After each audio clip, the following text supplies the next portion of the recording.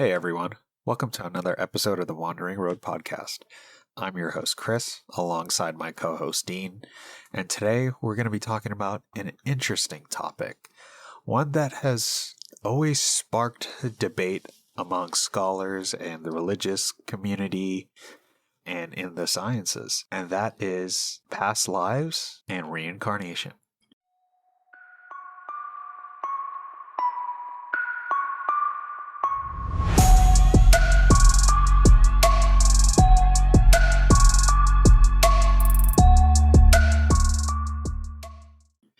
How are you doing today, Dean? Great, man. I think this one has a special one in my heart, this topic, because if I had to pick one type of belief that I think is probably the one that is most likely to be the case for existence, it would probably be reincarnation. Because if you think about it, and I know I said this in the other podcast, but basically, if you think about it, reincarnation it's the closest thing to an actual occurrence that we see in our physical world, because everything is made up of energy. Whenever that energy leaves the source that is using the energy, or if it's expelled or whatever, it goes somewhere else. So no matter in the universe can be created or destroyed that we know of. So in a way, reincarnation does occur naturally, because, when we die or something, our body itself kind of just dissipates and goes other places. So I have to ask you, do you believe in reincarnation? Do you think that could be possible? Not from just like a scientific answer, but based off of some of the stories that we're going to be discussing later, and some of these claims that people have made of past lives and remembering their past lives. Do you think it's a little bit of a stretch, or are you in the camp of this may be valid? We might have some real tangible evidence here. I think that if I had to say, I would say I'm pretty skeptical, but if I had to choose one, let's say something happens after we die, I would probably say I would be more in the camp of reincarnation, but I can't say definitively that I believe in it wholeheartedly. But that's what we're here to talk about today, because there are some really interesting stories that we came across of people who claim to live past lives and have memories of past lives. And it's funny that I don't necessarily think like when I hear stories like that, I don't think about the person died and they came back in a different form and they have some memories. I don't really think of it that way as like spirituality. I think of it as like, okay, if they actually remember something from another life, there's got to be something else that's happening there. And I know we'll get into this later, but that story that we were just talking about before we started recording about the woman who hit her head and she suddenly had memories of being in Egypt or whatever. So we'll go into that in more detail. Just stuff like that. It's like, what causes this idea that people, or this phenomena that people have memories? And it could actually be it can be anything. It doesn't have to necessarily be reincarnation. It could be maybe we live in a virtual reality and the Matrix or something, and something skipped and happened incorrectly with the subroutines or whatever, or the background programming, and wires got crossed or something, and suddenly some entity remembers something from some other person's life. Who knows? What about you, man? Respawning as a different class. It's all a video game, man. It makes sense. But you had a story. You had a story, right, about when you were growing up. You were saying how your grandmother used to tease you about, if you're not good, you'll come back as a cockroach or whatever. Yeah, right. So my grandmother, when she was around, she was a devout Hindu. Wake up every morning, pray at 5 a.m. before dawn, before the sunrise.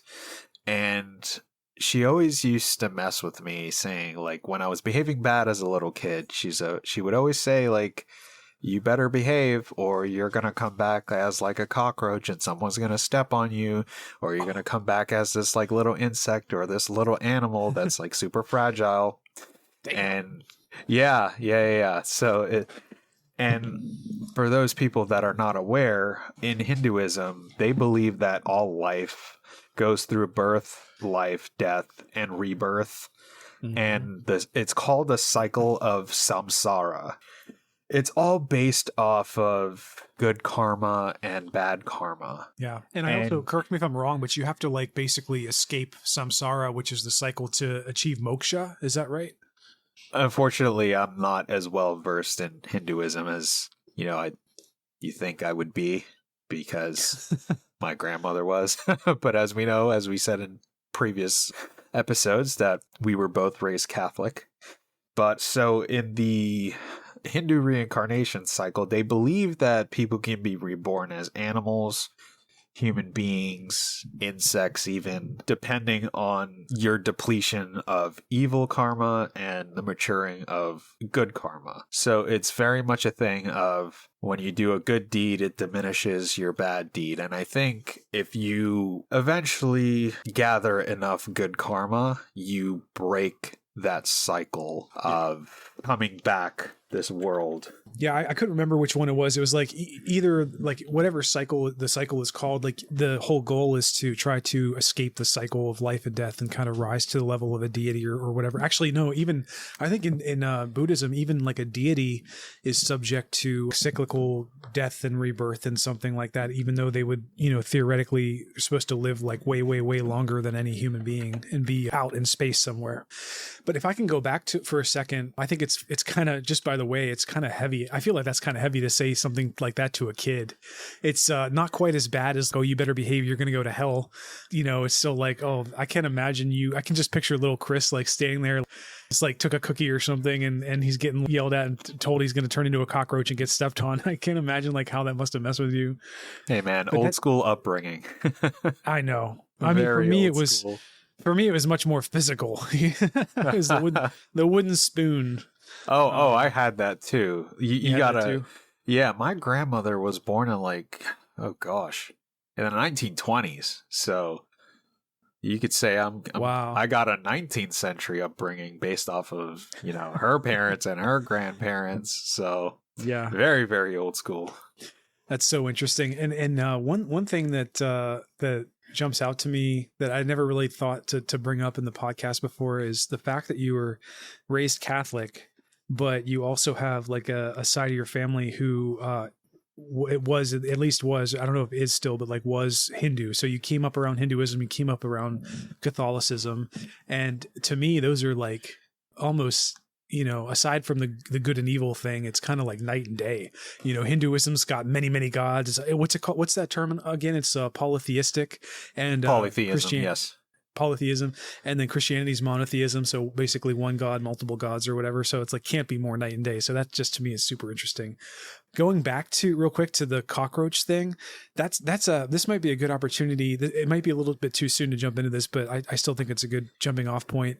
So one of the concepts about reincarnation that I think is just fascinating is this idea that you can come back as some other living being. And if you screw up, but here's the thing though, I know in Buddhism and stuff, to be reincarnated, like to go from an animal to being a human, that is like a step in the right direction. That's the funny thing though, is who's to say that being a human isn't a punishment? Because humans, like, we deal with some really shitty, heavy stuff different than some animals do. And I guess you can argue that it depends on where you are at. If you're in some kind of like animal farm and you're locked in a cage and your whole purpose is to be slaughtered for meat, I guess that's a lot worse.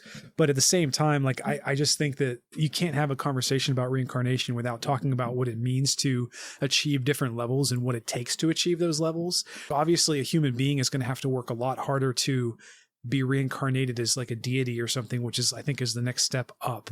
But if you screw up, you go back in the wrong direction, then how do you then, as a cockroach or an animal or something, what do you do to earn coming back up to the level of human? Maybe animals have an awareness, a consciousness that we can't explain, that they can't choose to do things like we do, but they still have an awareness and a reflective awareness. I guess that's possible, but that's, I mean, I don't know, like you probably grew up more exposed to that sort of concept than me. So like, what do you think about the idea an animal or something has to do? So, like, what can an animal or a bug possibly do to earn enough karma to take a step up? So I think, and this is just me thinking, because I don't have any type of academic background to answer your specific question as someone that's well versed in that would be able to answer it. But to me, from the perspective of an animal, let's take one of the animals that I hate the most and I have a phobia of, a snake. Mm-hmm. Snakes, they just do, right? We don't know, are snakes self-aware? I don't think they are. They just operate off of the reptilian brain where it's just hungry, eat, mating season, mate, nighttime, sleep. And I think just going through that cycle of experiencing the cycle is what allows you to move up, if that makes sense. Because there are certain animals where I think, like elephants are highly intelligent. Oh, yeah. So elephants are one of those animals that have self-awareness, they have consciousness, that they can make decisions whether they hurt someone or they don't. So sure. I think it depends. If you want to look at it like as a leveling system, right? So you start as a lower level, and as you go through the levels, you get more options to do more things. You get more traits, you get more abilities. So that's how I personally can understand it or can explain that. No, that's a great way. That's a great way to think about it. I think that that sounds right to me. And there might be even some kind of like natural form of evolution or trait value characterization or whatever that comes with that natural, like you said, like the snake is a snake. It just moves through the space just like any other animal. It just has predetermined, preset things that it needs to go after based off of evolution. And just going through those motions might be imprinting a soul in a way that will be able to be added on later. So maybe it's like an automatic leveling up in that case. Like, you don't really you can't do good or bad as a snake. You just have to be a snake.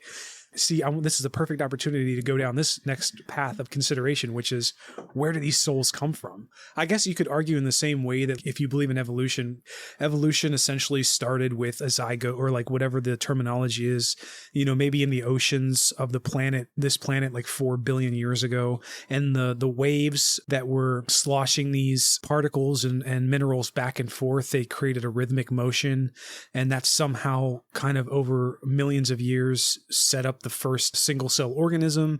And then these organisms started acting independently and autonomously. And then after a time, they discovered that, if they come together, maybe things will, but it's not like they were deciding to, we're a bunch of single cell organisms, let's get together and be stronger. It's just a natural process in which things played out. So in the same way, you could probably look at reincarnation like that, where it's, going back to the beginning though, like it is interesting to think about that a soul can come from nothing. And if a soul comes from nothing and kind of builds up over time through multiple lives, and it's kind of like a snowballing effect, what does that say about the human soul evolution? Say a human takes up the next step.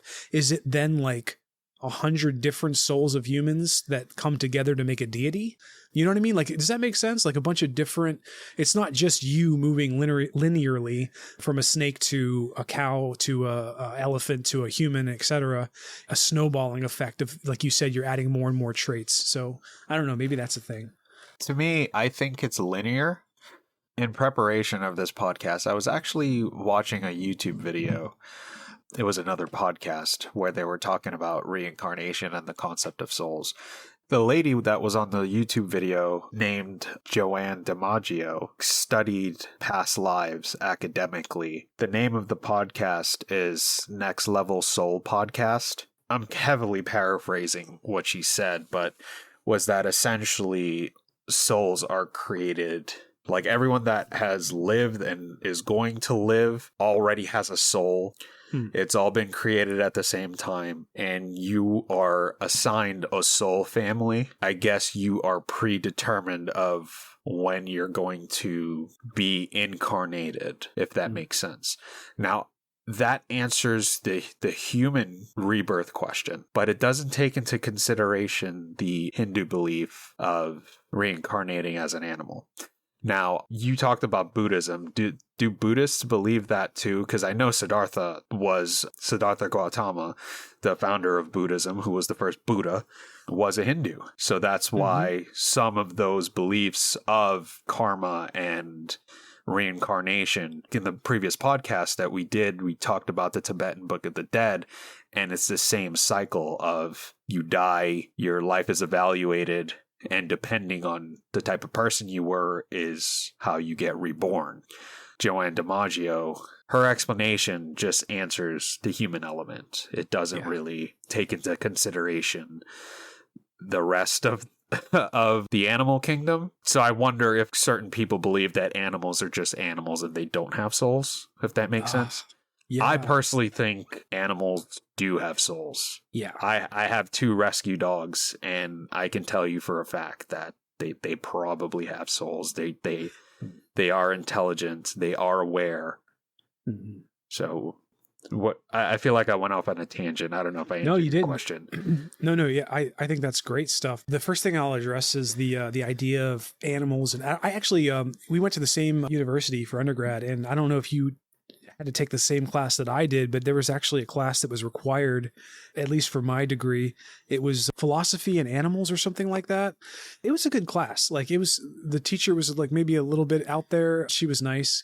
I never, before that moment in that class, I never looked at the perspective and considered in a deeper capacity, like how animals act and think and feel. And the funny thing is, like after I walked away from that class, actually, there were still people in that class who did not believe that animals had souls.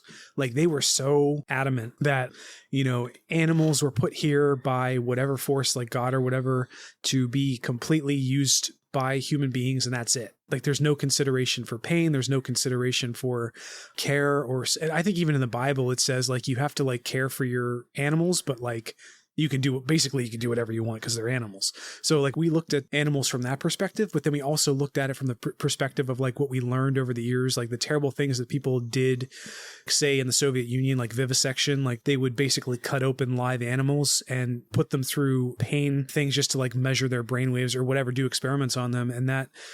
But it's very clear. I think it's clear to me that animals feel pain, because I think the pain factor is what, for me, if there is such a thing as a soul, then the pain factor to me is what makes the animal likely to have a soul, or an animal to have a soul. Because if you think about it, they can understand the pain that they go through, and then they can then choose to either protect or pass that pain on to another creature or something. So there is a decision-making process going on based off of, because if you beat an animal, like if you beat a dog, it's either going to collapse into, a shaking mess, or it's just going to be absolutely vile and vicious and whatever, which is another concept that I want to talk about later on, but I'll bring it up really quickly just to remind myself later. But it's like this idea that, like you said, reincarnation is predetermined for people or whatever.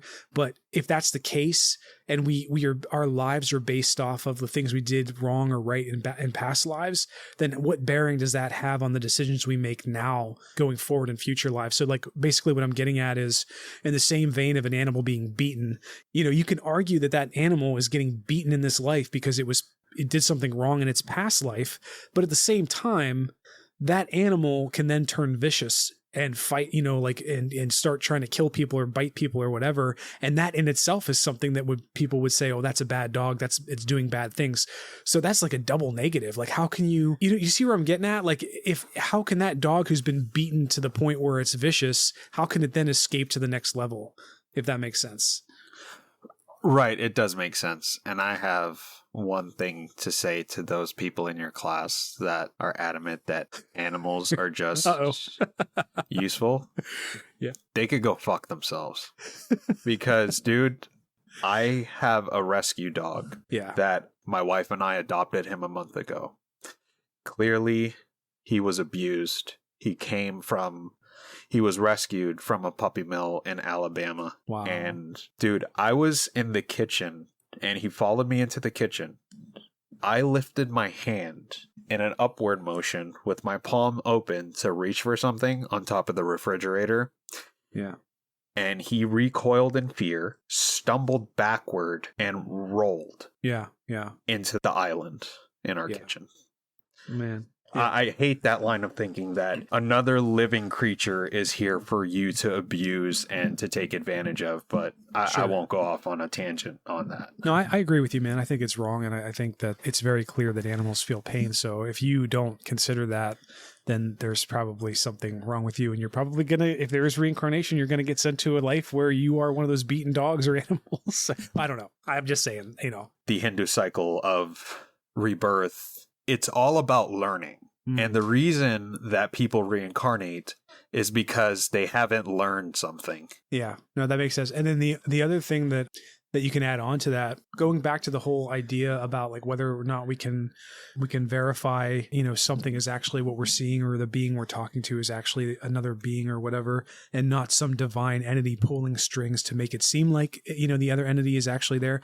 So, I mean, you can argue, going back to that person, that woman you were talking about on her podcast, she was only addressing the human aspect. I guess it's possible that human souls were created with a set number and we're like cycled in, but we don't go through the process of animals, our souls going through that process of living through an animal body or whatever, animal life. Maybe the animals that we see around us affecting, like, experiencing life in a certain way is actually just a divine deity making it seem like these animals are there.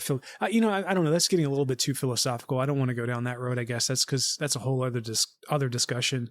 But I do want to go back to the idea that in reincarnation, when a soul comes back into an entity, like let's say an animal comes into a person or whatever, how can we possibly account for the idea that there are so many people in the world compared to how many there used to be?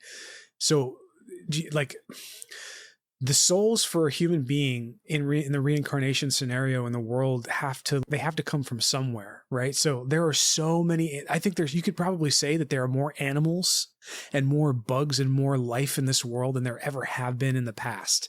So that's a numeric, that's a mathematical issue, because if it's like a 1-to-1 ratio for a soul, then that doesn't work, because unless you want to talk about like you said, there's a set number of souls imprinted before time started, or whenever things were created, but then they must be in a holding queue somewhere, and some entity is just like flipping them into the world to account for how, like, the fact that we have is it like almost 7 or 8 billion people in this world right now, and then like 1,000 years ago it was like less than 100 million or something crazy like that.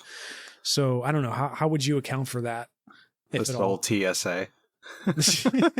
Move forward, sir. Come on. By the way, have you ever seen the movie Soul? The children's, I think it's a Disney. No, it's a Pixar movie, I think. I know what you're talking about, but I haven't seen it. Have you? Dude, you got to see it. It's we watched it a few weeks ago, and I didn't really it didn't catch my eye at first, but when I watched it, it was awesome.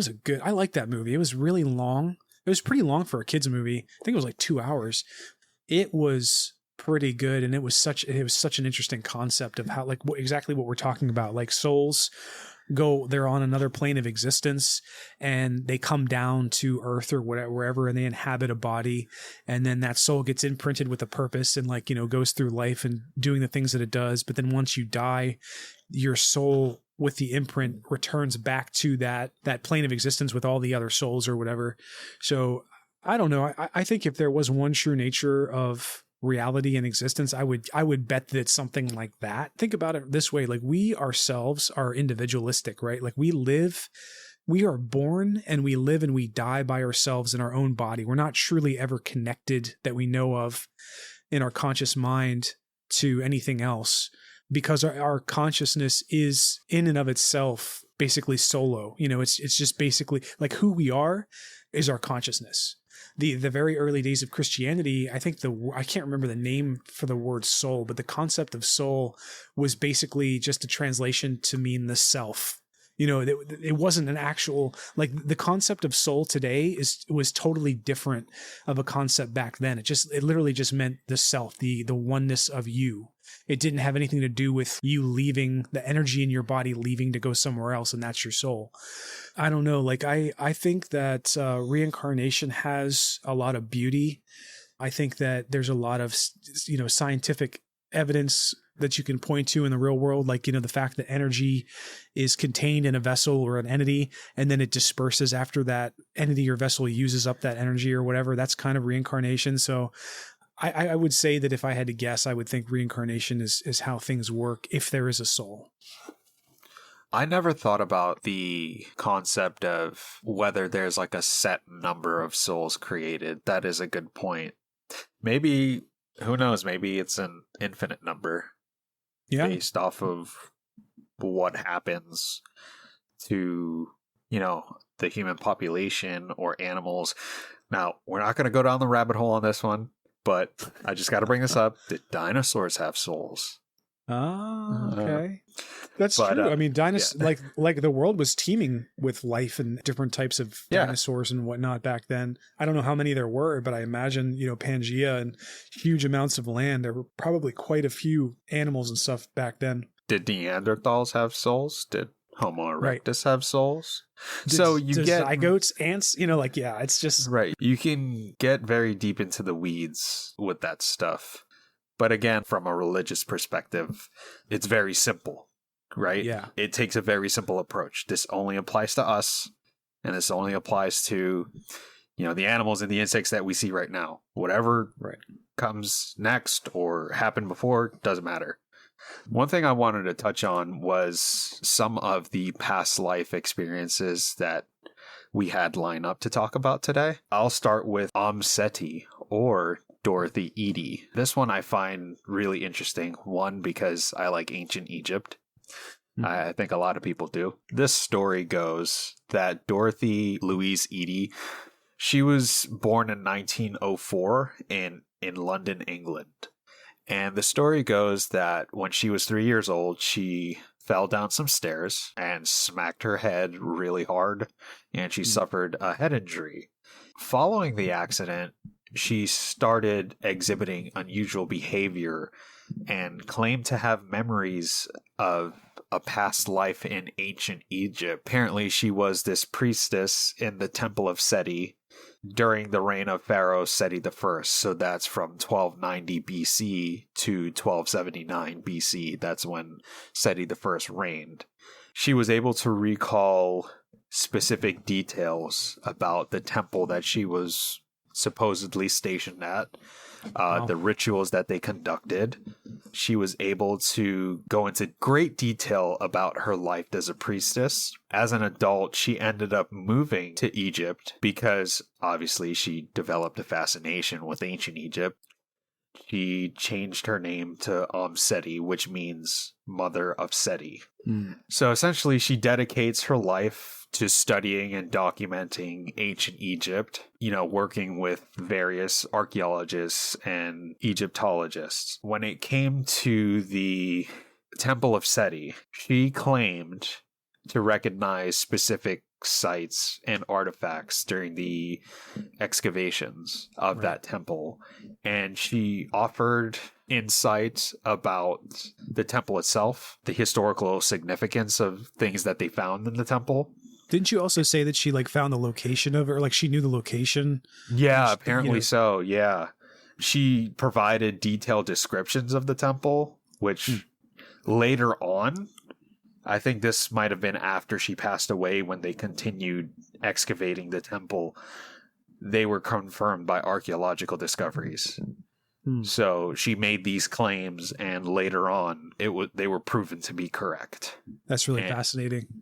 Yeah, so that's one of the stories that I found super interesting, that we have a case of some freakish accident happening, and then they claim that I was in ancient Egypt, I was a priestess in ancient Egypt.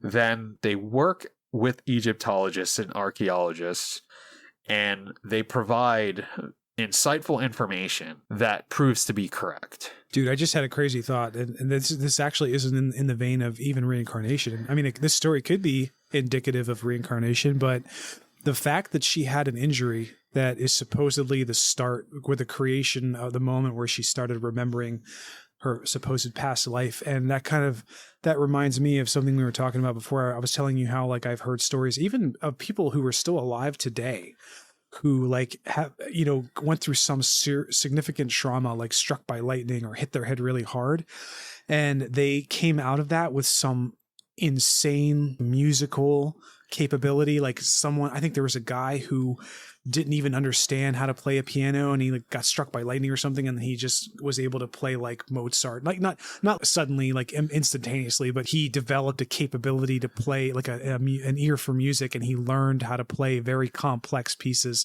So it would be like you and me, you or me, hitting our heads, and suddenly we can, super smart, we can go into astrophysics or something, which we don't know anything about.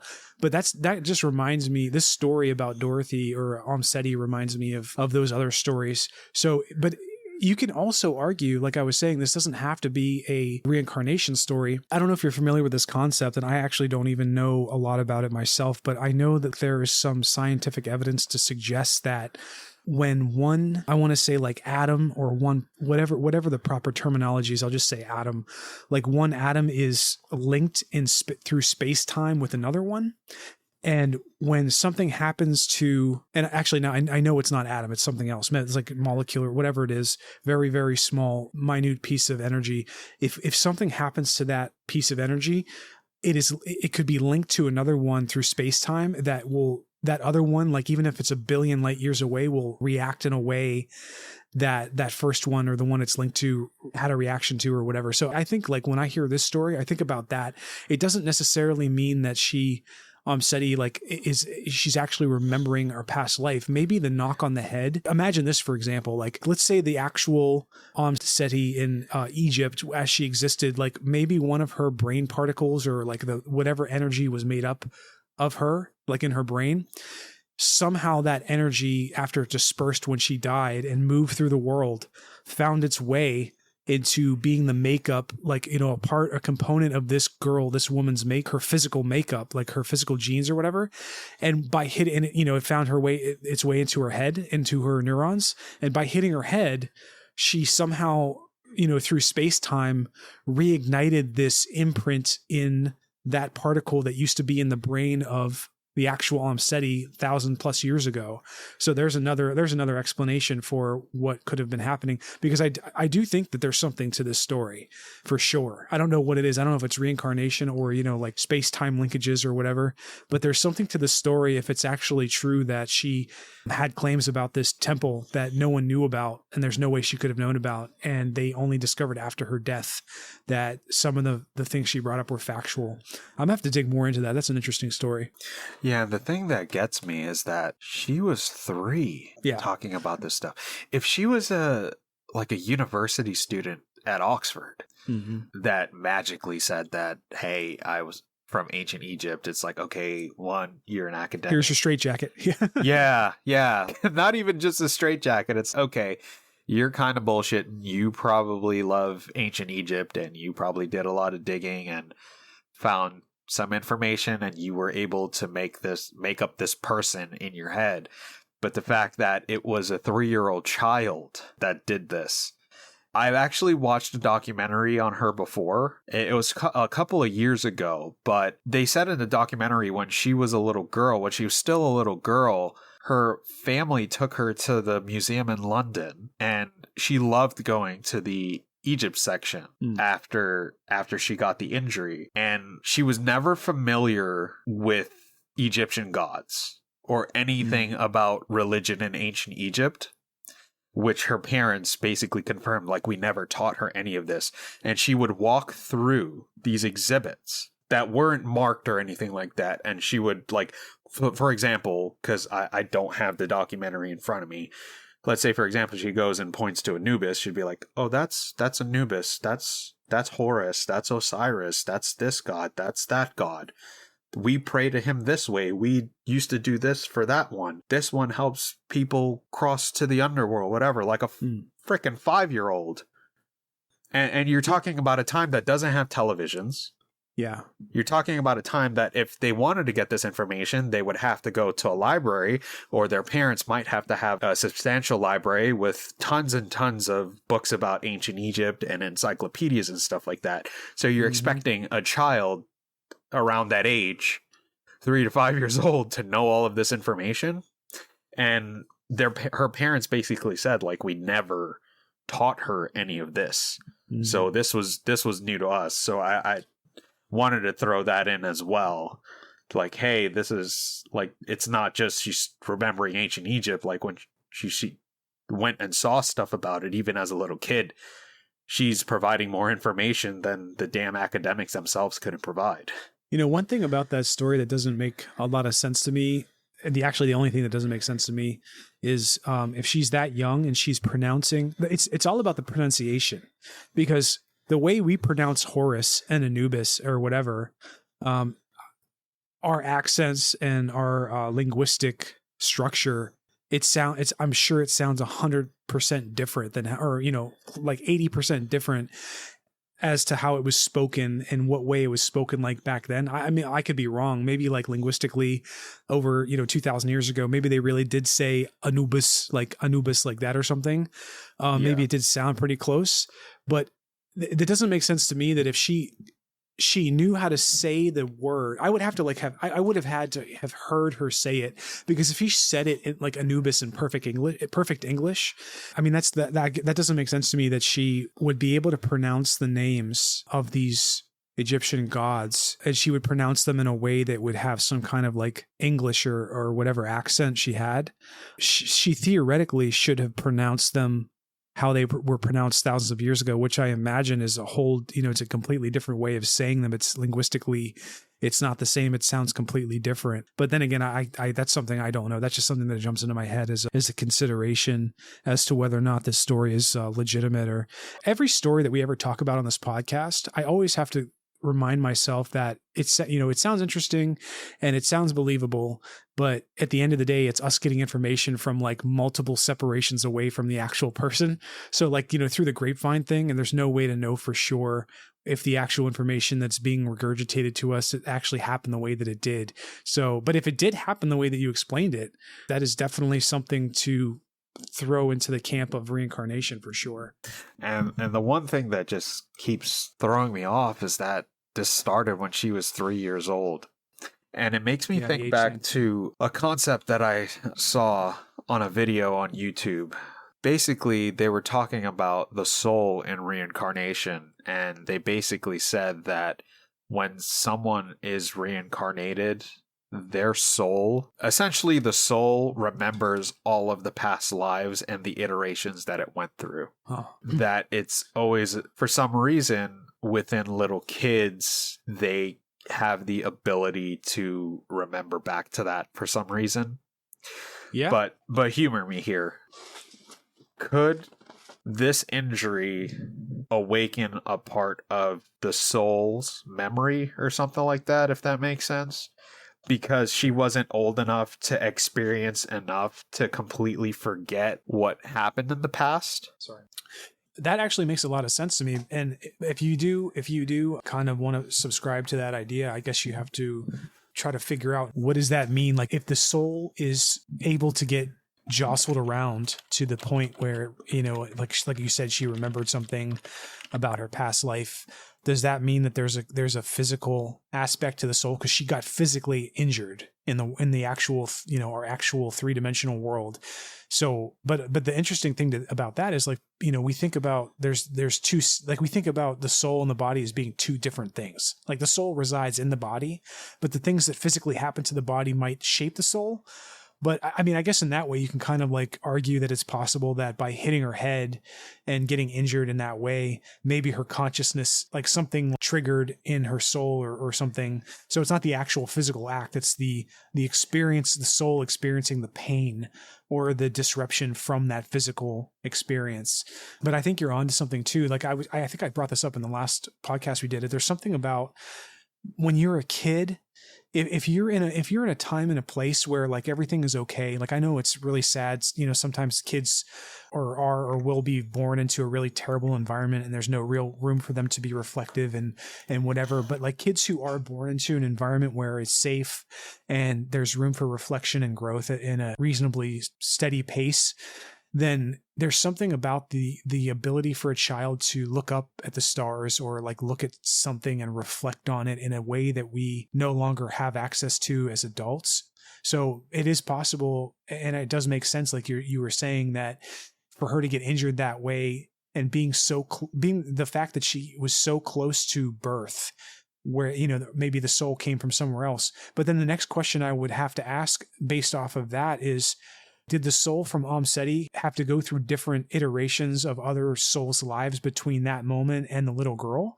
Or did Sety, like, did that little girl's soul that used to be Sety, like, just pick back up and get recycled into that little girl, skipping through ages and ages of other people? If that makes sense. Like, why did, like, if the reincarnation of Sety went through multiple other lives before that little girl, why did that little girl happen to just remember that one component of that one past life out of presumably many, many other lives that were lived between the little girl and Sety. Yeah, that is a good observation, and I honestly don't know how to answer that question. So how do we answer any of this stuff? yeah, I know. It's all theoretical. Yeah, it is theoretical. There is a theory in psychology called genetic memory. Yeah. And essentially it's been argued back and forth that maybe we get our phobias and all this stuff from our ancestors. I could see that. So maybe by chance her ancestor was this priestess. And for some reason, like we know, we only use 5% of our brain. Maybe the brain houses more than we actually know. Yeah. So that's probably one thing to take into consideration, that through that injury, something was activated that forced her to remember something that in a part of her brain that should not have been active. I don't know. I'm just speculating. I mean, you can kind of tie that back into what I was saying earlier with the, it's the similar concept, but it's slightly different so you're saying that it's the genetics that were passed down that were imprinted with a memory that got jostled loose when she was injured. And then the thing I was saying that was possible is kind of similar. It's like, actually, it's almost, I think you could probably say it's almost identical. It's like the components that made up the original Sety's brain or whatever somehow found their way into that little girl. And when she hit her head, like you said, that imprint was reactivated somehow. But I mean, that's a whole other conversation about how that could possibly work mechanically. But one thing that I think about in that scenario or from that story is, I have to look this up, but doesn't the human brain contain, I remember someone did a calculation. I read somewhere that there was a calculation about how many, whatever's higher than a gigabyte, like how much information the human brain can possibly hold. And you reminded me of a theory that I've been thinking of for years. That I actually played this through in my head a bunch of times before this podcast, like how I would bring this up. But this might be a good time to bring up. I'll just say cautiously first that I haven't done a lot of research on this particular theory that I came up with. I'm sure that there are a lot smarter people out there who have thought the same thing and have actually developed out this theory. I just don't know about it. But I will say one of the theories that I really believe is possible is, like you're saying, we only use an X amount of our brain capacity at one given time. So the brain literally has computing power beyond a supercomputer if it can all be activated at once, but it's too busy, functioning and doing things in life day to day. Because if our brain activated anywhere near, I think even 60 or 70%, we would just die, because the brain could not physically handle the functions of the body that are required to keep it alive. But I think that the computing power of the human brain is so massive that could very well explain. Maybe there are subroutines or subconscious things that are going on in our brain all the time that don't get poured over into the conscious side. But occasionally some crazy calculation is going on in your brain that is somehow bleeding over into the conscious part of your mind. And that could be the explanation for why we hear these stories about people getting injured and remembering past lives, or, getting struck by lightning and suddenly being able to play Mozart 3 weeks later or something like that. Maybe there's just some capacity that our brains have. And that doesn't even necessarily have to be a reincarnation. It could just be maybe there is some kind of not fortunate, clairvoyance, so to speak. That could explain clairvoyance and how they read other people's energies. Maybe there's just some mechanical capacity that the brain is processing in the background. Yeah, that could all be plausible. But another story I wanted to segue into, one that was fairly recent, the story of James Leininger. He was born on April 10th in 1998 in Louisiana. And apparently, according to his parents, when he was around 2 years old, he had recurring nightmares of being a pilot in a plane crash. According to James and his parents, he provided detailed information about a past life of James Huston Jr., a World War II pirate. A World War II pilot who died in a plane crash. The kid, James, talked about flying a Corsair aircraft, being stationed on the USS Natoma Bay, and he mentioned specific details about the plane, fellow pilots, battles that James Huston Jr. took part in. And what's even crazy is that they tried to do some research and verification, and the parents embarked on this research journey to see if they could validate what their kid was saying. And they discovered, one, that there was a pilot named James Huston Jr. who served in the Pacific during World War II that died in a plane crash. And the details provided by their son James about Huston's life and the circumstances of the death of the pilot matched all the historical records. There were experiments done. There's a documentary out on this that you could probably find on YouTube, that essentially they would show him pictures, and this kid had never seen these pictures before, and he was able to point out James Huston Jr. and point out friends and provide details that were verified. So what do you think of that? Yeah, I've heard of this story before. I think it was on a documentary on a TV show a long time ago, and I remember hearing about it. It's a really interesting case. I actually didn't remember.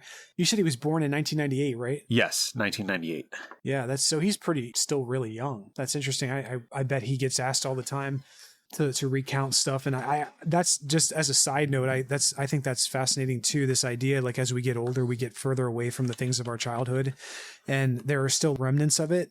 But I do wonder if his memories about what he claimed to experience when he was younger are as fresh as they were when he was actually that age. Because I actually, when you were talking, I found a paper that was written on him, a published paper. It was published in May or June of 2016 called The Case of James Leininger. And it was written by Jim B. Tucker, MD. So probably a really smart guy, published in the Virginia Medical Journal or something like that. So pretty reputable. And there are some pictures in here that there's this one picture that he drew when he was 3 years old. And it looks like a bomber. By the way, I'll just say really quickly, like, you know, so I have a kid that's 2.5, and she's pretty smart and she can color inside the lines kind of, but like if this kid drew this picture by himself at age 3, that's pretty impressive for a 3-year-old, because like you can actually tell, which I don't know, man, that's kind of actually a little bit of a red flag for me. Like that picture almost looks too good for a 3-year-old. I could be wrong. I don't know. But anyway, so like looks like a picture of a plane with 2 wings, and there's got like some cross symbols on it, and it looks like it has a bunch of missiles or bombs or whatever on the wings, and there's a bunch of holes or like dots around it, and it looks like it's shooting at something. So my first question would be, what was his exposure to like the idea of war and war fighters and planes and all that stuff in like 19, I guess that would have been 19, or that would have been actually like 2000, 2001, actually right around 9/11, right? I don't know, like, you know, the war was just gearing up, the war in Iraq and Afghanistan to fight terrorism or whatever, that was just gearing up and whatnot. So that could have been a feeder for him. But like you said, that still doesn't account for the specific details that he was able to come up with. And I guess it depends on how those questions were asked. I mean, it's possible that someone could have either intentionally or unintentionally like guided him to make certain decisions that were more simplistic, like yes, no questions, as opposed to him actually really detailing everything. But to me, it sounds like he did detail a lot of this stuff, and there wasn't any indication that he was guided in making decisions about his responses to the questions about, you know, the movements and the charts and whatever. Yeah, and that's the one thing that skeptics argue. They say that all of this information could have been obtained through indirect exposure to World War II related materials or through suggestions by their parents. But let me ask you a question. Are you exposing your child to World War II documentaries at age 2? I don't think so.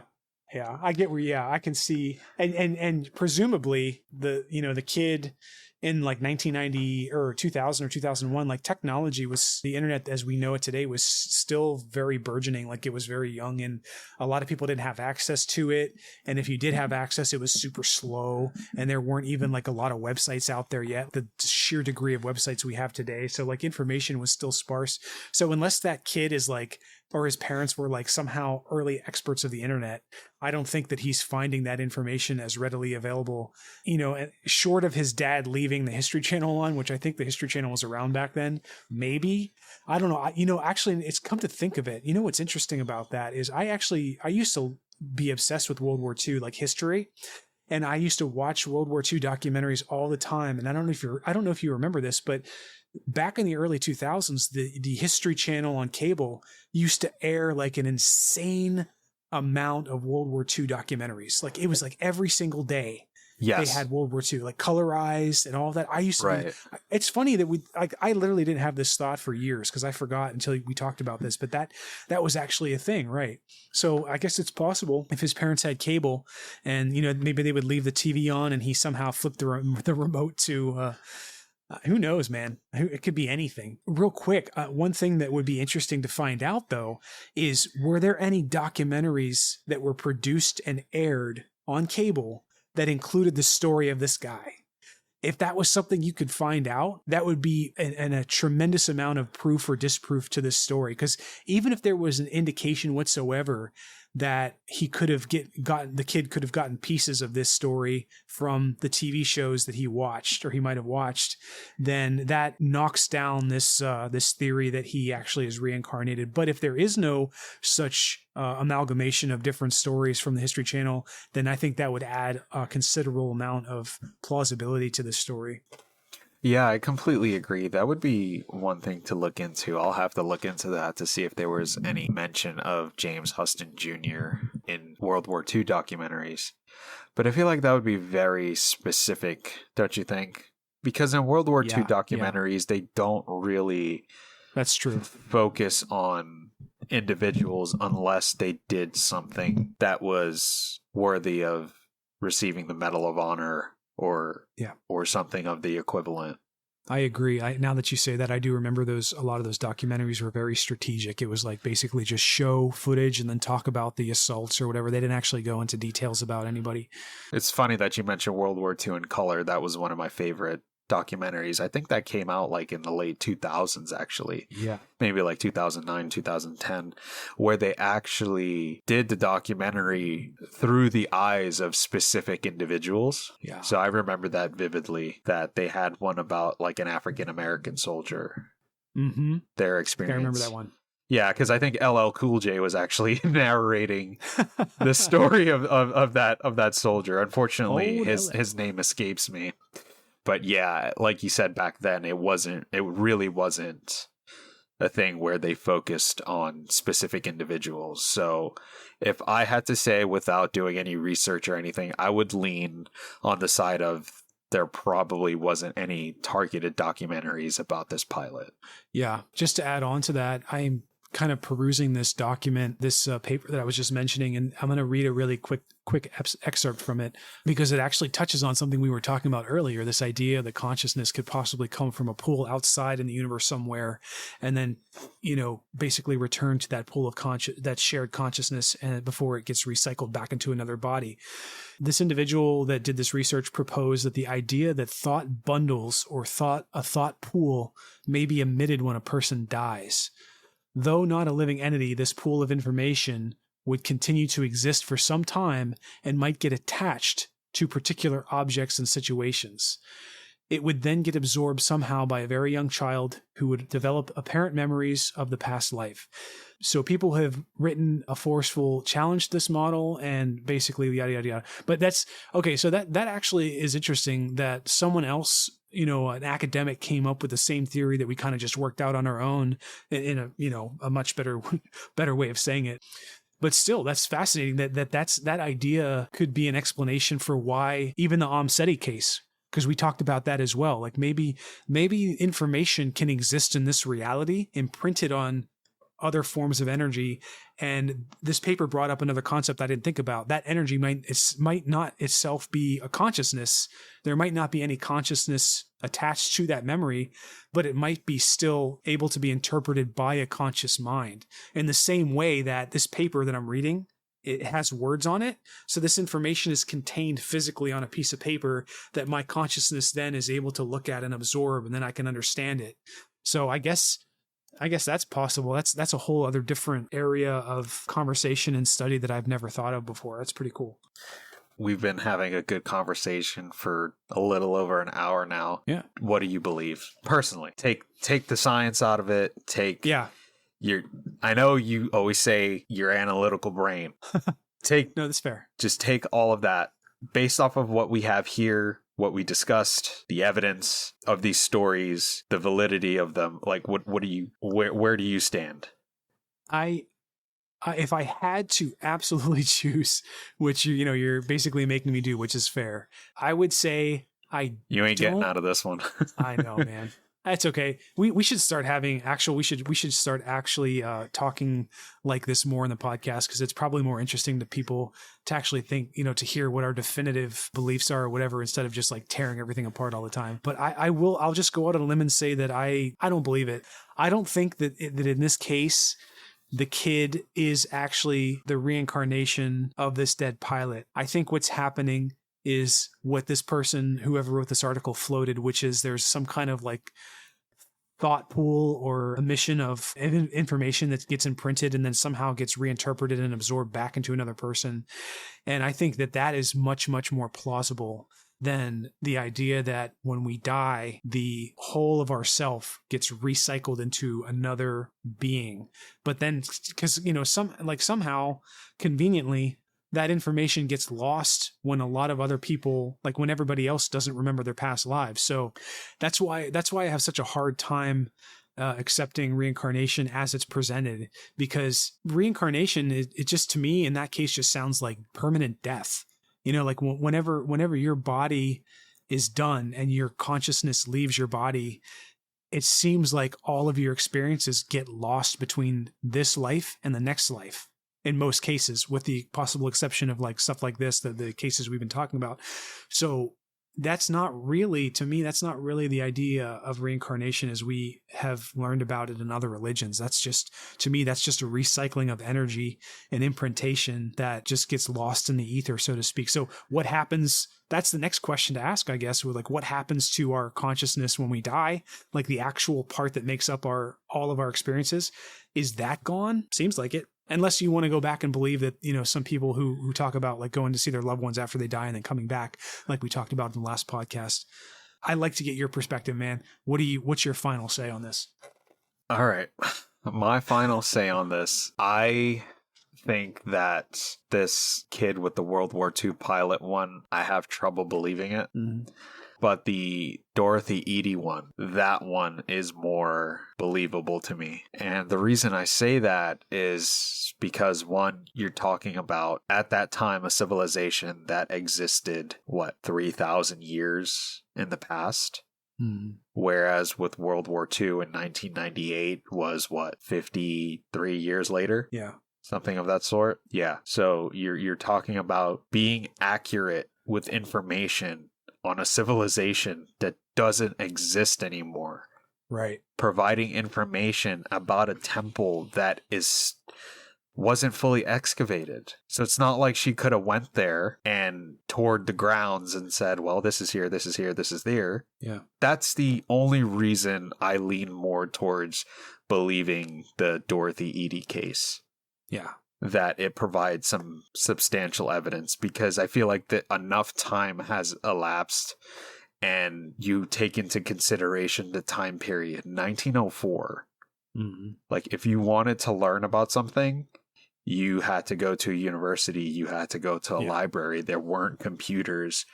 And if you wanted to learn about Egypt, you were either going to some sort of class or talking to an Egyptologist, which I doubt a 3-year-old was doing. Sure. So, but I do like your idea of the energy transfer. But then that goes into the rabbit hole of the paranormal realm. Are there just people sitting out there waiting to infiltrate kids' minds with their memories? Right. Yeah. That is a pretty big issue, and I didn't even think about that. I guess we can save that for another podcast in depth, but like the one thing I'll say about that is that you're absolutely right, and that's something I brought up in one of the first or a few episodes that we did ago about aliens. It's like if you believe aliens are in this world and you believe the ghosts are in this world, how can they possibly exist in the same reality? Because then, you have aliens who seem scientific and don't have any connection to religion whatsoever. But then you have this idea that the human can like somehow continue on after death. in the same way with this whole reincarnation thing, if reincarnation is happening, like you said, or they're just like spirits or souls that are just waiting to like get back into someone and re-imprint that memory so they can continue on, that doesn't make any sense, because like when the person died, then that consciousness supposedly returns to like the universal pool or whatever, and then the soul gets re-injected back into that. For example, that little girl, like if the Seti's soul, original soul, left her body after she died in Egypt and then like went somewhere into the universe and then was recycled back into this little girl, then not only did Seti's past life, but all of the other past lives must have gone into that little girl as well. So why did she just remember, like I said earlier, why did she just remember that one specific past life? But I totally agree with you, man. I think that is one of the most compelling ones, because the information wasn't readily available that she supposedly had access to, or that she supposedly came up with on her own. So I think that's another one I'm going to have to dig into, because it's super interesting. Yeah. One last thing I'll say is that the whole concept of the paranormal, aliens, reincarnation, Bigfoot, these souls, everything that we just covered today, maybe science fiction is more of a reality than we actually think.